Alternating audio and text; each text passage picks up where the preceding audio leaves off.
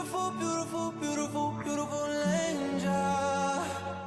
So there's two different, there's a vampire facial, Right. which is where the microneedling, or we use what's called radio frequency, called Venus Viva, on the skin to make these little channels that the blood can go through, and then it's pasted onto the face. So that's a microfacial, but a vampire facial, but there's also a vampire facelift.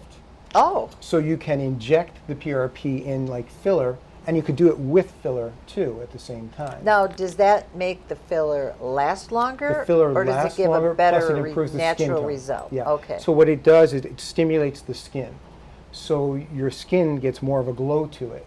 With So the- you're filling it, but you're also getting on the outside a nicer skin tone. Correct. And a more, like you said, radiant look. That's it.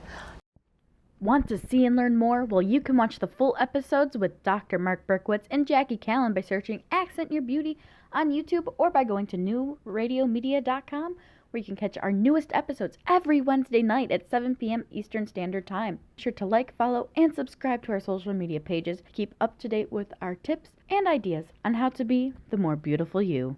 Links in the post above.